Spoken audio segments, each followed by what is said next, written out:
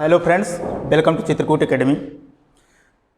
आज की इस वीडियो में अध्ययन करेंगे जैव प्रक्रम के चौथे प्रक्रम के बारे में।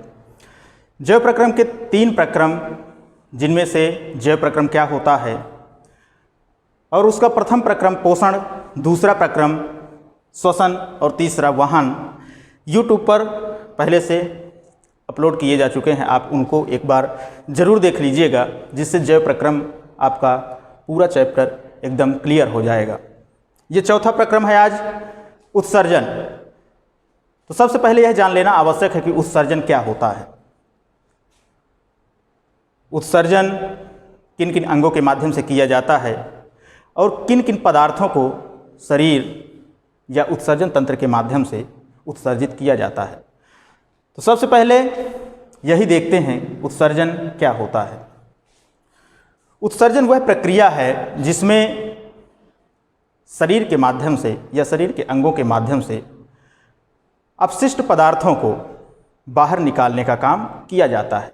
इन अपशिष्ट पदार्थों में जैसे यूरिया हो गया और शरीर में उपस्थित कई हानिकारक पदार्थ जैसे पसीने के रूप में लवण को बाहर निकाला जाता है या नमक को बाहर निकाला जाता है। तो उत्सर्जन आप कह सकते हैं कि उत्सर्जन में लिक्विड फॉर्म में अपशिष्ट पदार्थों को बाहर निकाला जाता है। इस प्रक्रिया के अंतर्गत कौन कौन से अंग उत्सर्जन करते हैं। तो सबसे पहला अंग होता है उत्सर्जी अंग के रूप में। पहला उत्सर्जी अंग होता है यकृत, लीवर। दूसरा होता है उत्सर्जी अंग के रूप में फेफड़ा। तीसरा होता है आंत।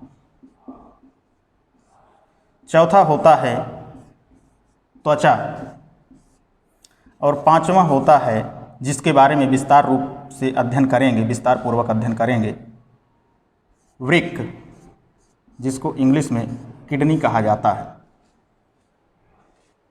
यकृत किस प्रकार से उत्सर्जी अंग के रूप में काम करता है। यकृत में अमोनिया को यूरिया के रूप में परिवर्तित करता है, जिसका उत्सर्जन किया जाता है।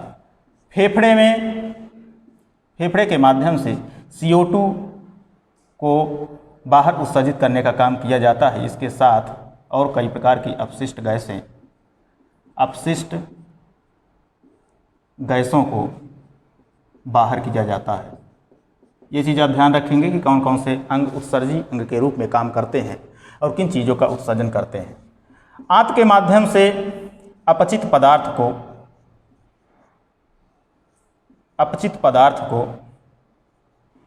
जिसको पचाया नहीं जा सकता, अपचित पदार्थ को बाहर किया जाता है या उत्सर्जित किया जाता है।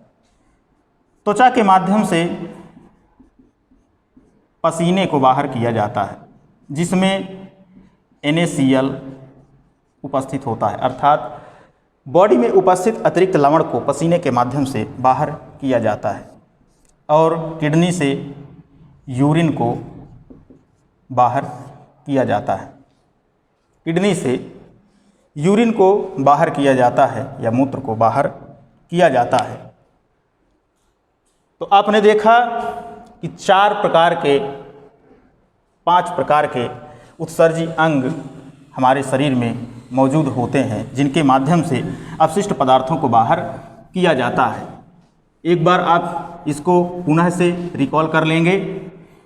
यकृत, फेफड़े, आंत, त्वचा और किडनी।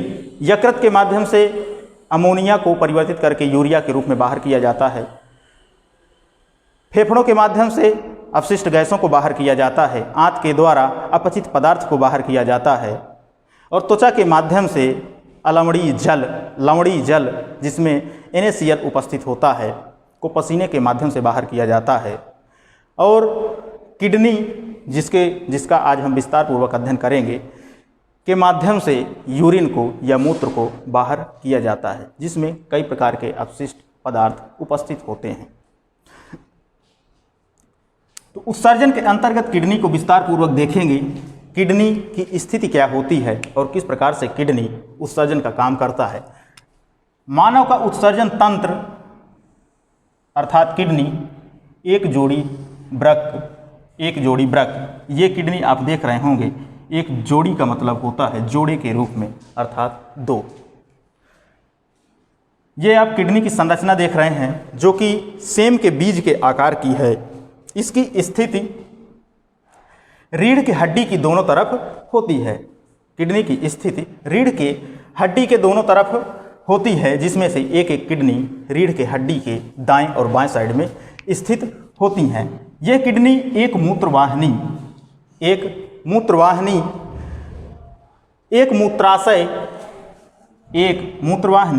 मूत्राशय तथा एक मूत्रमार्ग से मिलकर बनता है। किडनी की इस डायग्राम में आप देख रहे हैं, ये सेम के बीज के आकार की रीढ़ के हड्डी के दाएं और बाएं साइड 2 किडनी उपस्थित होती हैं या एक जोड़ी किडनी उपस्थित होती है, जिसमें से यह किडनी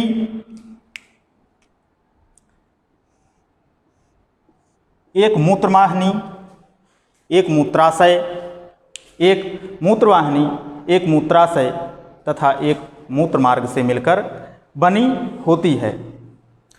इस किडनी में आप जो ये रेड कलर की महाधमनी देख रहे हैं और एक नीले कलर की महाशिरा देख रहे हैं, इनका काम आपने वाहन में पढ़ा था क्या होता है। महाधमनी और महाशिरा का काम क्या होता है ये आपने वाहन में विस्तार पूर्वक पढ़ा था। ये किडनी की संरचना है और ये किस प्रकार से काम करती है या किस प्रकार से उत्सर्जन करती है ये देखेंगे। किडनी एक मूत्रवाहिनी, एक मूत्राशय तथा एक मूत्रमार्ग से मिलकर बनता है। वृक्क उदर में रीढ़ की हड्डी के दोनों ओर स्थित होती है। किडनी रीढ़ की हड्डी के दोनों ओर स्थित होती है। उपापचयी क्रियाओं में बना हुआ हाइड्रोजन युक्त हानिकारक पदार्थ मेटाबॉलिक रिएक्शन में या आप कह सकते हैं कि पोषण, श्वसन और वहन आदि प्रक्रमों के दौरान बने हुए अपशिष्ट पदार्थों या हानिकारक पदार्थों को रुधिर के साथ मिलकर वृक्क में जब ये पहुँचते हैं तो उन्हें फिल्टर करने का काम तथा उनसे अपशिष्ट पदार्थों को छानकर बाहर निकालने का काम किडनी का होता है। जहाँ ये छनित्र होकर मूत्र के रूप में मूत्रमार्ग से बाहर निकल जाता है, जहाँ पर यह छनित्र होकर मूत्रमार्ग से बाहर निकल जाता है। मानव का उत्सर्जन तंत्र आप देख रहे हैं, जिसमें किडनी की स्थिति एक बार आप पुनः से देखेंगे। एक मूत्रवाहिनी, एक मूत्राशय तथा एक मूत्रमार्ग से मिलकर बना होता है। ये रीढ़ के हड्डी के दोनों ओर स्थित होती हैं। ये शरीर की मेटाबॉलिक क्रियाओं में उत्सर्जित अपशिष्ट पदार्थों को छानने का काम करती है और जो अपशिष्ट पदार्थ मूत्र के रूप में निर्मित होता है उसको मूत्रमार्ग से बाहर निकालने का काम किडनी का होता है।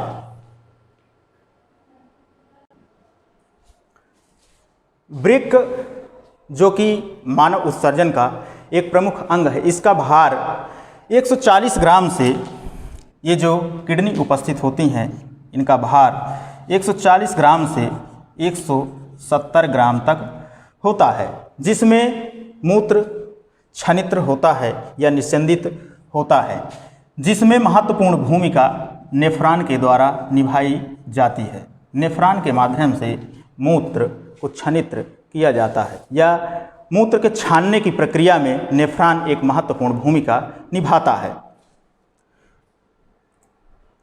मूत्र का निर्माण किस प्रकार से होता है या आप कह सकते हैं कि रक्त में उपस्थित अपशिष्ट पदार्थों को किस प्रकार से किडनी फिल्टर करती है या किस प्रकार से उसको निस्यंदित करती है और मूत्र का निर्माण करती है, ये देखेंगे आप। मूत्र रुधिर में से वर्ज्य पदार्थों को छानकर बाहर उत्सर्जित करने के लिए बनता है। मूत्र का निर्माण, जैसे हमने आपको पहले ही बताया कि मूत्र का निर्माण इसीलिए होता है कि शरीर में उपस्थित अपशिष्ट पदार्थों को बाहर निकाला जा सके। रुधिर में उपस्थित कार्बन डाइऑक्साइड फेफड़े में अलग होकर श्वास के द्वारा बाहर निकल जाती है। जैसे कि श्वसन प्रक्रिया में ऑक्सीजन को शरीर की हर कोशिका तक पहुंचाने का काम फेफड़े के माध्यम से या फेफड़े के माध्यम से रक्त द्वारा किया जाता है, और उन कोशिकाओं के द्वारा जब कार्बन डाइऑक्साइड उत्सर्जित की जाती है वो पुनः ब्लड में जाकर मिल जाती है, और वह ब्लड जब फेफड़ों में पहुंचता है तो वहाँ पर कार्बन डाइऑक्साइड को उत्सर्जित कर देता है, अर्थात फेफड़ों के माध्यम से कार्बन डाइऑक्साइड को उत्सर्जित करने का काम कर दिया जाता है। जबकि नाइट्रोजनी वर्ज्य पदार्थों को, अर्थात जिन अपशिष्ट पदार्थों में नाइट्रोजन उपस्थित होती है, जैसे कि यूरिया, यूरिक एसिड आदि, वृक्क में रुधिर से अलग किया जाता है। इनको ब्लड के माध्यम से किडनी में पहुंचाया जाता है, और किडनी ब्लड से या रक्त से इन नाइट्रोजन युक्त पदार्थों को निस्संदित करने का काम करती है, या रक्त से इन नाइट्रोजन युक्त पदार्थों को अलग करने का काम किडनी के द्वारा किया जाता है। इसमें किडनी में ब्लड को पहुंचाया जाता है जहां पर बहुत सारी संख्या में नेफ्रॉन उपस्थित होते हैं, और इन नेफ्रॉन में ब्लड को निस्संदित किया जाता है, जिससे अपशिष्ट पदार्थों को अलग कर दिया जाता है और शुद्ध रक्त को अलग कर दिया जाता है। शुद्ध रक्त को पुनः शरीर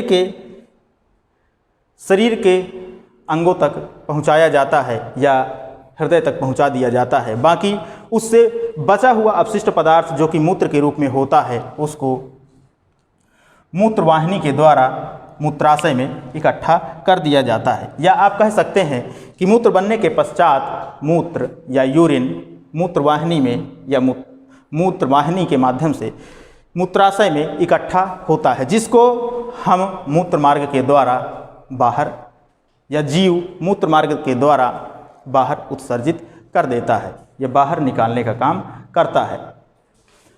वृक्क में बेसिक फिल्ट्रेशन यूनिट अत्यंत पतली दीवार में होती है, जो कि किडनी में उपस्थित होती हैं। वृक्क में बेसिक फिल्ट्रेशन यूनिट अत्यंत पतली दीवार वाली रुधिर कैपिलरी या कोशिकाओं का गुच्छा होती है। एक पतली दीवार वाली रुधिर कैपिलरी कोशिकाओं का एक गुच्छा होती है। यहाँ पर आप गुच्छे के रूप में देख रहे होंगे, और ये किडनी का एक क्रॉस सेक्शन है या बीच से काटा हुआ किडनी का एक भाग है।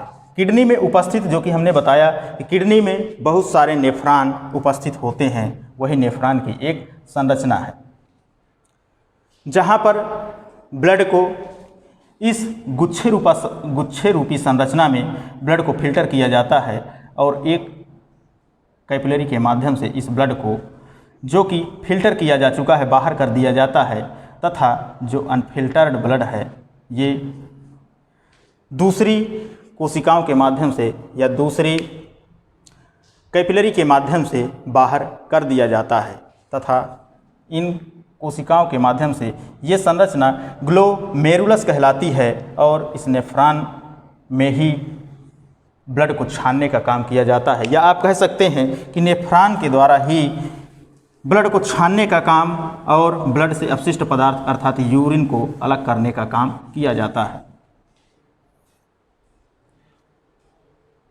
कैपिलरी क्लस्टर एक नलिका के कप के आकार के रूप में होती है।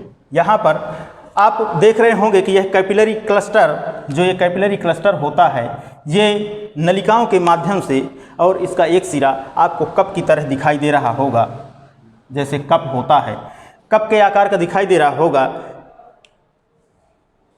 जिसमें ब्लड को छानने का काम किया जाता है, तथा यह नलिका छने हुए मूत्र को एकत्र करती है। इस नलिका के माध्यम से छने हुए मूत्र को एकत्र किया जाता है।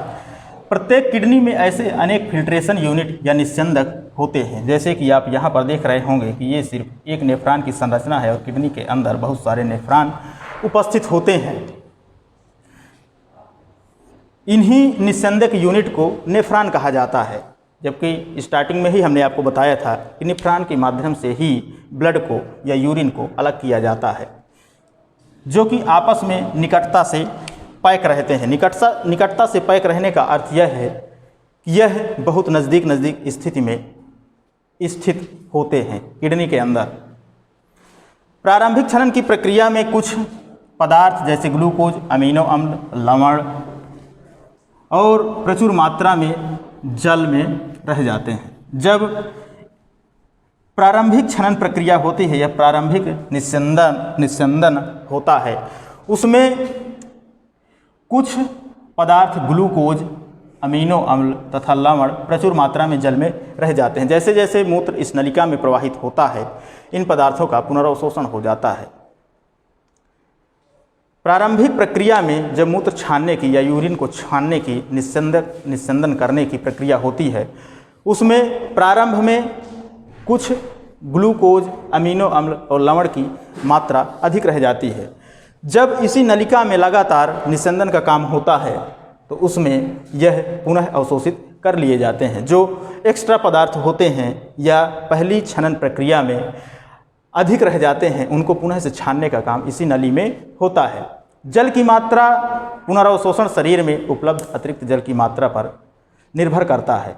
कितना विलेय वर्ज्य उत्सर्जित करना है, यह इस पर निर्भर करता है। एक बार इस भाषा को आप दोबारा देखेंगे। शरीर की मात्रा पुनर्अवशोषण शरीर में उपलब्ध अतिरिक्त जल की मात्रा पर, अर्थात शरीर में कितना अतिरिक्त जल उपस्थित है उसकी मात्रा पर निर्भर करता है। और कितना विलेय, जो कि यूरिन के साथ कितना विलेय को उत्सर्जित करना है, यह उस पर निर्भर करता है।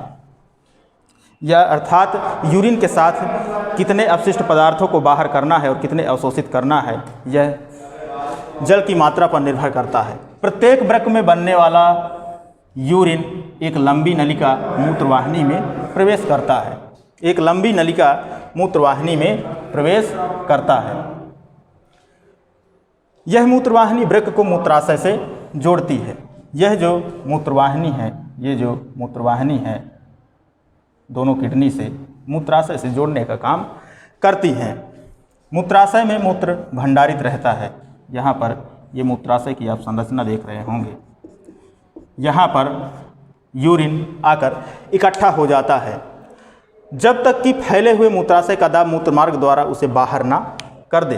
अर्थात किडनी से छनकर आया हुआ यूरिन मूत्राशय में तब तक रुकता है जब तक कि किडनी से आने वाला यूरिन इसके प्रेशर को अधिक ना कर दे या इसके दाब को बढ़ा ना दे। जब मूत्रवाहिनी में यूरिन का प्रेशर बढ़ेगा तो मूत्राशय के द्वारा मूत्र को बाहर उत्सर्जित किया जाएगा।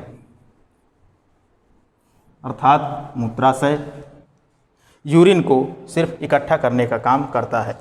मूत्राशय पेशीय होता है, जिसके कारण यह तंत्रिका नियंत्रण में रहता है। अर्थात तंत्रिका तंत्र के द्वारा इसको नियंत्रित किया जा सकता है या जीव इसको नियंत्रित कर लेता है। तंत्रिका नियंत्रण में होने के कारण मानव प्रायः मूत्र निकासी को नियंत्रित कर लेते हैं या सजीव इसकी निकासी कब करनी है ज़्यादा देर तक तो नहीं कर सकते, लेकिन कुछ समय तक इसकी निकासी को नियंत्रित कर लेते हैं, क्योंकि यह तंत्रिका नियंत्रण में होता है। अर्थात तंत्रिका तंत्र के नियंत्रण में होता है।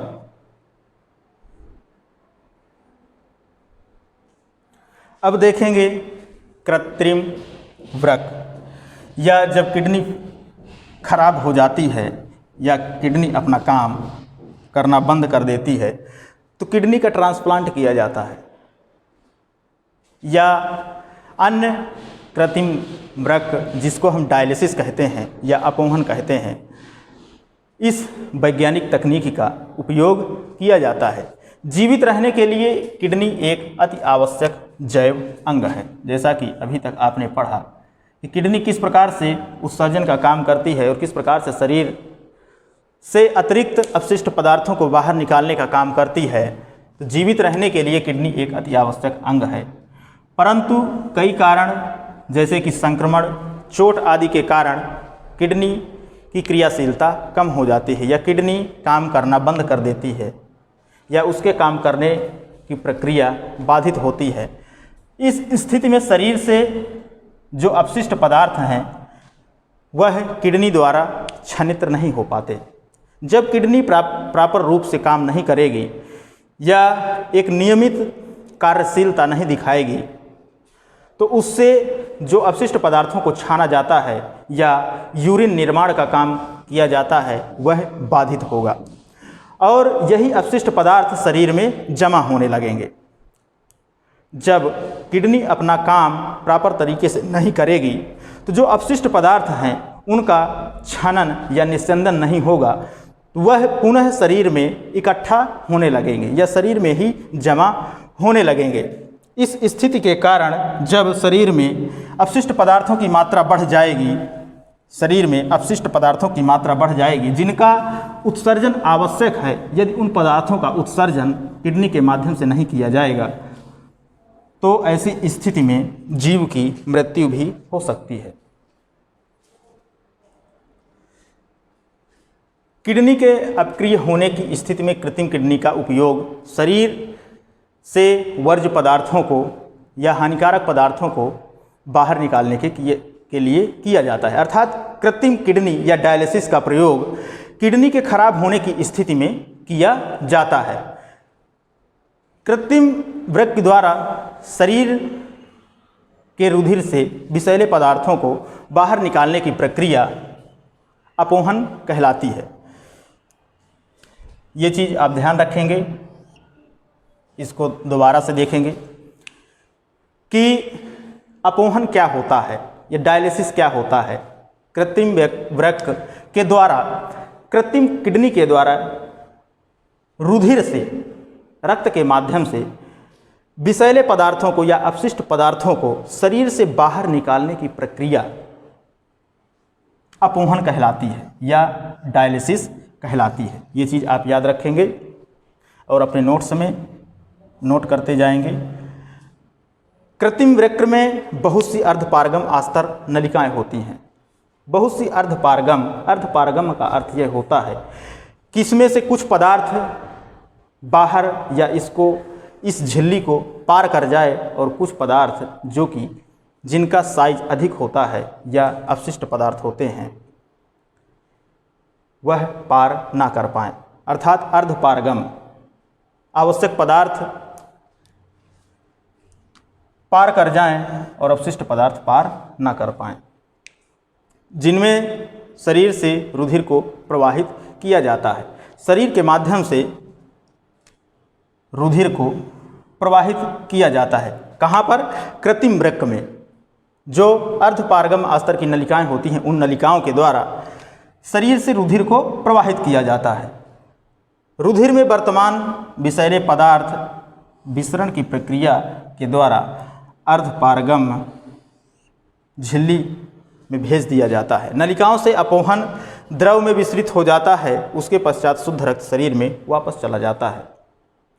अर्थात जो अपशिष्ट पदार्थ हैं वह द्रव के साथ अर्धपारगम अस्तर की नलिकाओं से पार कर जाते हैं और उसमें जो ब्लड होता है वह ब्लड को पुनः शरीर में भेज दिया जाता है। अर्थात ब्लड में उपस्थित जल और अपशिष्ट पदार्थ इस अर्धपारगम अस्तर की नलिकाओं को पार कर जाते हैं और ब्लड पुनः शरीर में भेज दिया जाता है जो कि शुद्ध होता है।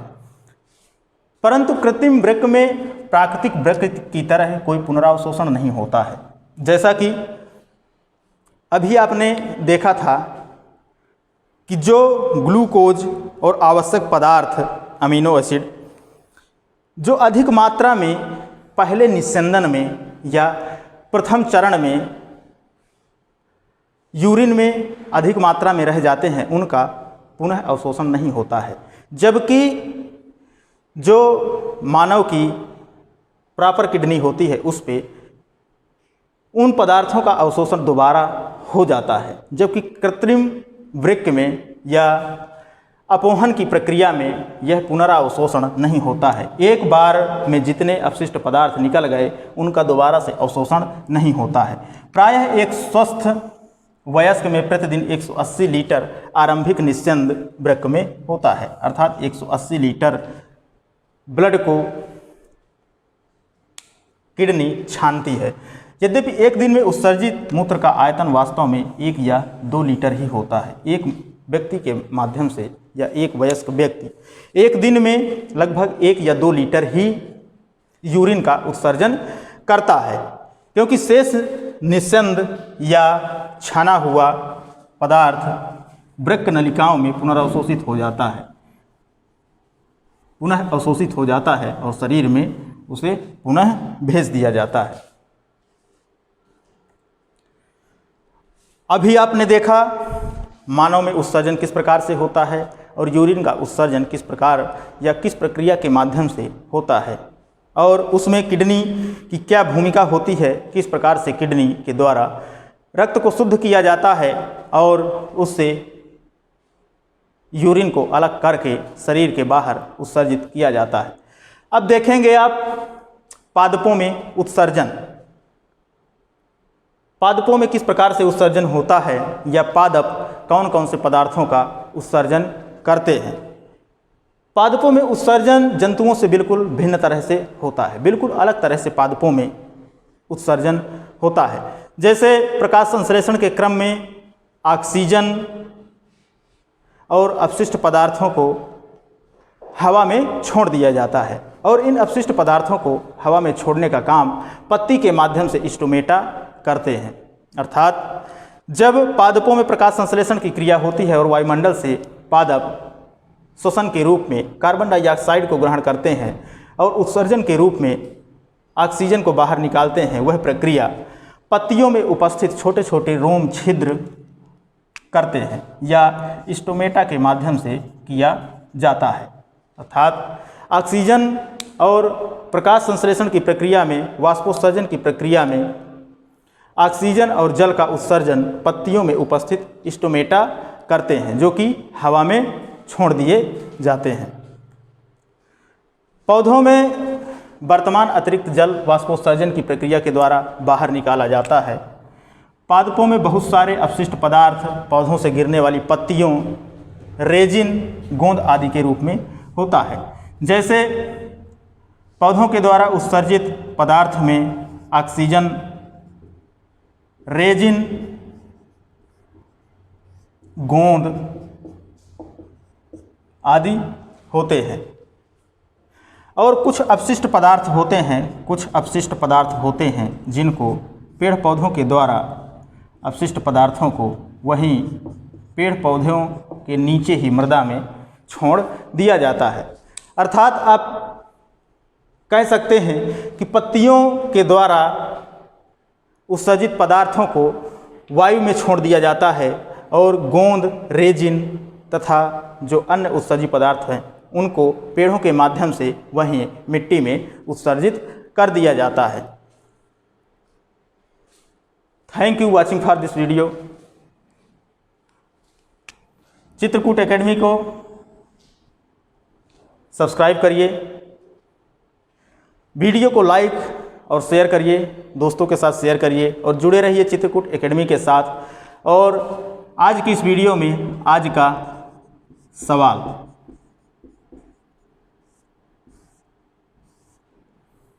आज का सवाल है अपोहन क्या होता है।